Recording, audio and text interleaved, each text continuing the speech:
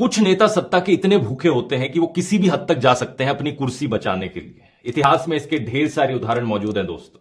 साल 1933 में German parliament पर आग लग गई थी। इसके पीछे आरोप एक कम्युनिस्ट आदमी पर डाला गया। हिटलर उस वक्त सिर्फ एक चांसलर था, लेकिन इस हादसे के बहाने से उसने पूरे देश में डर का माहौल फैलाया और देश का संविधान बदल डाला। इस हादसे के सिर्फ एक महीने बाद उसने ऐसे कानून पास किए जिसमें लोगों का बोलने का, लोगों का प्रोटेस्ट करने का अधिकार छीन लिया गया। और पता है क्या, बाद में पता चला कि पार्लियामेंट में आग लगाने वाले लोग हिटलर के नाजी पार्टी के ही लोग थे। कुछ इस तरीके से जर्मनी में तानाशाही की शुरुआत हुई थी।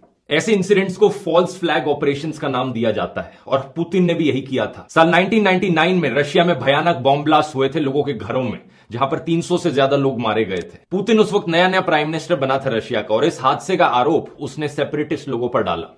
लेकिन इन हादसों का इस्तेमाल किया जाता है पूरे देश में डर का माहौल फैलाने के लिए, यह दिखाने के लिए कि देश खतरे में है सेपरेटिस्ट लोगों से और अगर देश को कोई बचा सकता है तो वो पुतिन ही है। कुछ ही महीने बाद पुतिन देश का प्रेसिडेंट बन जाता है। बाद में पता चलता है इन बॉम्ब ब्लास्ट के पीछे रशियन इंटेलिजेंस एजेंसीज का हाथ था। वहां के ऑपोजिशन ने मांग भी उठाई थी कि इन बॉम्ब ब्लास्ट में एक पार्लियामेंट्री इन्वेस्टिगेशन हो, लेकिन पुतिन ने नहीं होने दी। एक इंडिपेंडेंट पब्लिक कमीशन भी बनाया गया था, लेकिन उसके 2 मेंबर्स की मिस्टीरियस सर्कमस्टांसेस में मौत हो गई और तीसरे को जेल में डाल दिया गया। कई हिस्टोरियंस मानते हैं कि इन बॉम्ब ब्लास्ट के पीछे पुतिन का खुद का ही हाथ था। यही चीज हाल ही में भी देखने को मिली, जो हमला हुआ था इसी साल रशिया में। यूएस इंटेलिजेंस एजेंसीज ने रशिया को बताया था कि हमला हो सकता है, लेकिन रशियन एजेंसीज ने कुछ नहीं किया।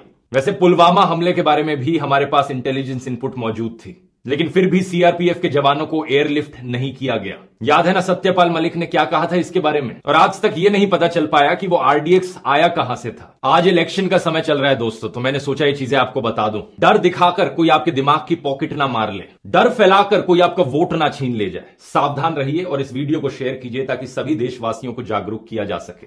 जय हिंद।